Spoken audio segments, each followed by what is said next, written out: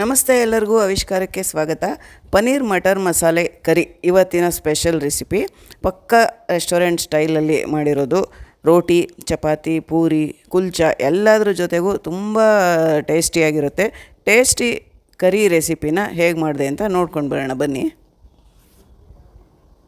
ಪನ್ನೀರ್ ಮಟರ್ ಮಸಾಲ ಕರಿಗೆ ನಾನು 500 ಗ್ರಾಮ್ಸಷ್ಟು ಅಮೂಲ್ ಪನ್ನೀರನ್ನ ತೊಗೊಂಡಿದ್ದೀನಿ.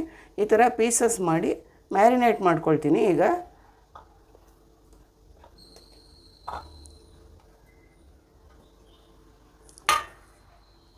ಇದಕ್ಕೆ 1 ಸ್ಪೂನಷ್ಟು ತುಪ್ಪ ಹಾಕ್ತೀನಿ.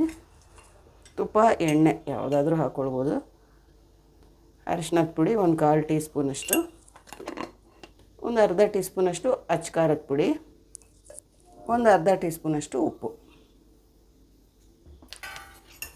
ಮಿಕ್ಸ್ ಮಾಡೋಣ ಚೆನ್ನಾಗಿ.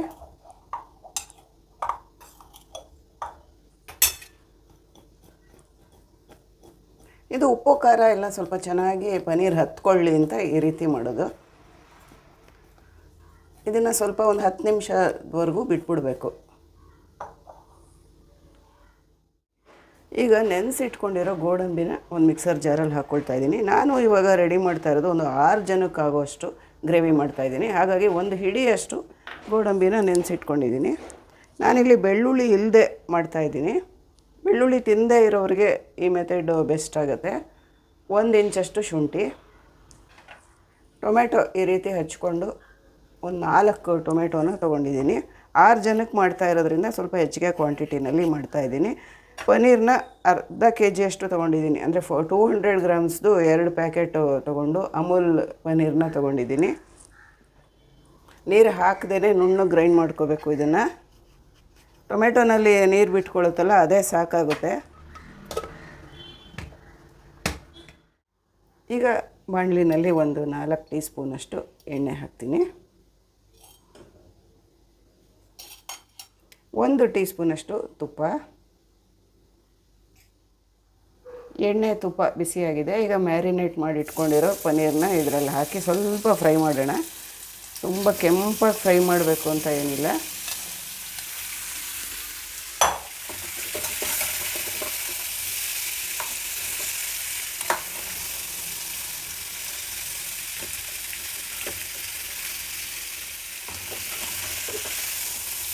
ಫ್ರೈ ಮಾಡಿದ್ದು ಸಾಕು.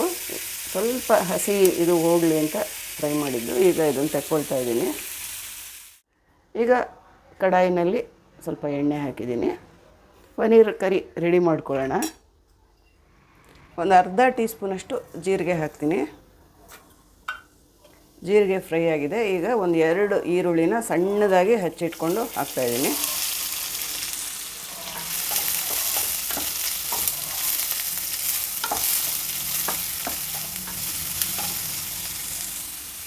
ಒಂದು ಬೌಲಷ್ಟು ಫ್ರೋಝನ್ ಬಟಾಣಿ ಹಾಕ್ತಾಯಿದ್ದೀನಿ. ಹಸಿ ಬಟಾಣಿ, ಫ್ರೋಝನ್ ಬಟಾಣಿ ಯಾವುದು ಹಾಕಿದ್ರೂ ಚೆನ್ನಾಗಿರುತ್ತೆ. ಇದೇ ಮೆಥಡ್ ಉಪಯೋಗಿಸಿ ಬಟಾಣಿ ಇಲ್ಲದೆ ಬೇಕಾದರೂ ಮಾಡ್ಕೊಳ್ಬೋದು, ಇಲ್ಲ ಬಟಾಣಿನೂ ಸೇರಿಸಿ ಪನ್ನೀರ್ ಮಟರ್ ಕರಿ ಅಂತ ಮಾಡ್ಕೊಳ್ಬೋದು. ಮೆಥಡ್ ಇದೇ ಆಗುತ್ತೆ ಗ್ರೇವಿಗೆ.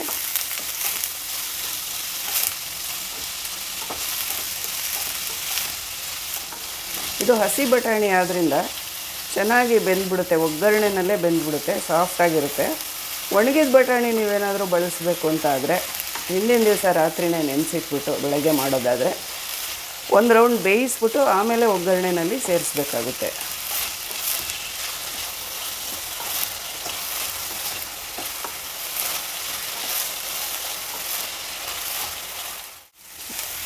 ಈರುಳ್ಳಿ, ಬಟಾಣಿ ಎಲ್ಲ ಚೆನ್ನಾಗಿ ಫ್ರೈ ಆಗಿದೆ. ಬಟಾಣಿ ಎಲ್ಲ ನೋಡಿ ದಪ್ಪಗೆ ಸಿಡ್ದಂಗೆ ಆಗಿದೆ.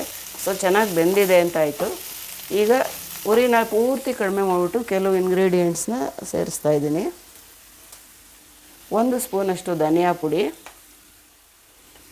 ಜೀರಿಗೆ ಪುಡಿ 1/4 ಟೀ ಸ್ಪೂನಷ್ಟು, ಗರಂ ಮಸಾಲೆ 1 ಟೀ ಸ್ಪೂನಷ್ಟು, ಅಚ್ಕಾರದ ಪುಡಿ 1 ಟೀ ಸ್ಪೂನಷ್ಟು.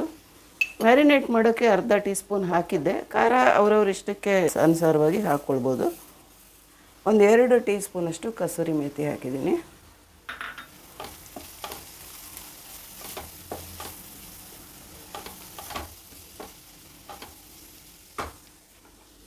ಉಪ್ಪು 1 ಒಂದೂವರೆ ಟೀ ಸ್ಪೂನಷ್ಟು ಹಾಕಿರ್ತೀನಿ. ಬೇಕಾದರೆ ಟೇಸ್ಟ್ ನೋಡ್ಕೊಂಡು ಆಮೇಲೆ ಆ್ಯಡ್ ಮಾಡಬಹುದು. ಗಟ್ಟಿ ಮೊಸರು 2 ಟೇಬಲ್ ಸ್ಪೂನಷ್ಟು ಗಟ್ಟಿ ಮೊಸರು ಹಾಕಿದ್ದೀನಿ.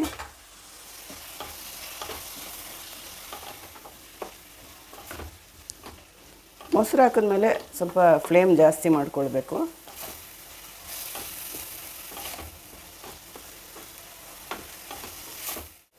ನೋಡಿ, ಎಣ್ಣೆ ಎಲ್ಲ ಬಿಟ್ಕೊಳ್ತಾ ಇದೆ, ಚೆನ್ನಾಗಿ ಹೊಂದ್ಕೊಂಡಿದೆ. ಪುಡಿಗಳು ಮೊಸರು ಎಲ್ಲ ಹಾಕಿದ್ದು ಒಗ್ಗರಣೆಯಲ್ಲಿ. ಈಗ ರುಬ್ಕೊಂಡಿರೋ ಮಿಶ್ರಣನ ಇದರಲ್ಲಿ ಸೇರಿಸ್ತಾ ಇದ್ದೀನಿ. ಟೊಮೆಟೊ ಮತ್ತು ಗೋಡಂಬಿ, ಶುಂಠಿ ಎಲ್ಲ ಹಾಕಿ ರುಬ್ಬಿದ್ದು.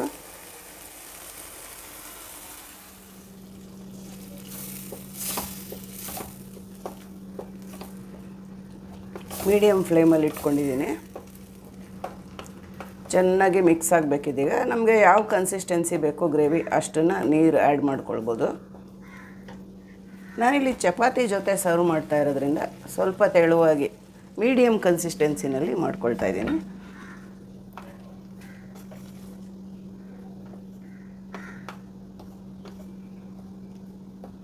ಇದು ಒಂದು ಕುದಿ ಬಂದ ಮೇಲೆ ನಾವು ಫ್ರೈ ಮಾಡಿ ಇಟ್ಕೊಂಡಿರೋ ಪನ್ನೀರನ್ನ ಇದರಲ್ಲಿ ಸೇರಿಸ್ಬೇಕು. ಇನ್ನು ಸ್ವಲ್ಪ ನೀರು ಹಾಕ್ತೀನಿ, ಯಾಕೆಂದರೆ ತಣ್ಣಗಾದ್ಮೇಲೆ ಇನ್ನೂ ಗಟ್ಟಿಗಾಗುತ್ತೆ. ಯಾವುದೇ ಗ್ರೇವಿ ಆದರೂ ಅಷ್ಟೇ, ಮಾಡುವಾಗ ಸ್ವಲ್ಪ ತೆಳುವಾಗೇ ಮಾಡಿಟ್ಕೊಂಡಿರಬೇಕು.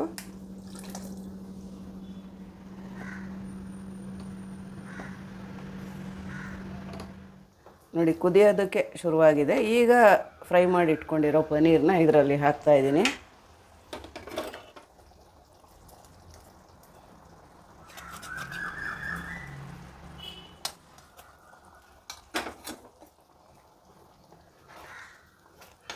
ಸಣ್ಣ ಫ್ಲೇಮಲ್ಲಿ ಇಟ್ಕೊಂಡು ಕುದಿಯೋದಕ್ಕೆ ಬಿಡಬೇಕು.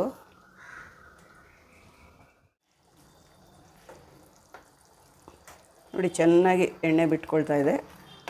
ಪನ್ನೀರೆಲ್ಲ ಉಪ್ಪು ಖಾರ ಎಲ್ಲನೂ ಚೆನ್ನಾಗಿ ಎಳ್ಕೊಳ್ಳುತ್ತೆ. ಒಂದು ಸಲ ಎಣ್ಣೆ ಬಿಟ್ಕೊಂಡ್ಮೇಲೆ ಮಿಕ್ಸ್ ಮಾಡಬೇಕು, ಮತ್ತು ಇನ್ನೊಂದು ಸಲ ಎಣ್ಣೆ ಬಿಟ್ಕೊಳ್ಳೋವರೆಗೂ ಇದನ್ನು ಕುದಿಸ್ಬೇಕು.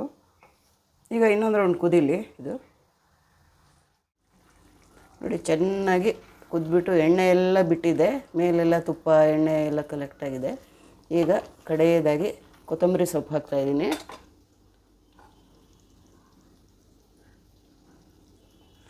ಕೊತ್ತಂಬರಿ ಸೊಪ್ಪು ಹೆಚ್ಚು ಕಡಿಮೆ ಎಷ್ಟು ಬೇಕಾದರೂ ಹಾಕ್ಕೊಳ್ಬೋದು. ಎಷ್ಟು ಹಾಕಿದ್ರೂ ಚೆನ್ನಾಗಿರುತ್ತೆ, ಅದ್ರ ಫ್ಲೇವರೇ ಚೆನ್ನಾಗಿರುತ್ತೆ. ಇನ್ನೊಂದು ಇಂಗ್ರೀಡಿಯೆಂಟ್ ಬಾಕಿ ಇದೆ. ಇದು ಮಲೈ ಪನ್ನೀರ್ ಬಳಸಿರೋದ್ರಿಂದ ನಾನಿಲ್ಲಿ ಕೆನೆ ಹಾಕದೇ ಇದ್ದರೂ ನಡೆಯುತ್ತೆ. ಸ್ವಲ್ಪ ಕೆನೆ ಹಾಕ್ತಾಯಿದ್ದೀನಿ. ಇದನ್ನು ಮನೆಯಲ್ಲೇ ಕಲೆಕ್ಟ್ ಮಾಡಿರೋ ಕೆನೆನ ಚೆನ್ನಾಗಿ ಈ ರೀತಿ ಬೀಟ್ ಮಾಡಿಕೊಂಡೆ ಇದನ್ನೇ ಹಾಕ್ತಾಯಿದ್ದೀನಿ.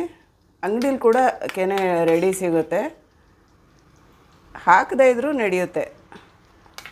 ಇದು ಹಾಗೇ ರಿಚ್ ಆಗಿರುತ್ತೆ ಮಲೈ ಪನ್ನೀರು ಬಳಸಿರೋದ್ರಿಂದ.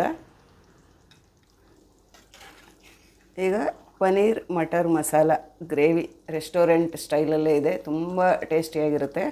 ರೆಡಿ ಆಯಿತು. ಚಪಾತಿ ಜೊತೆ, ಪೂರಿ ಜೊತೆ, ಇಲ್ಲ ಪುಲ್ಕ ಜೊತೆ, ರೋಟಿ ಜೊತೆ ಎಲ್ಲ ಸರ್ವ್ ಮಾಡ್ಬೋದು. ಸಖತ್ತಾಗಿ ಟೇಸ್ಟಿಯಾಗಿರುತ್ತೆ.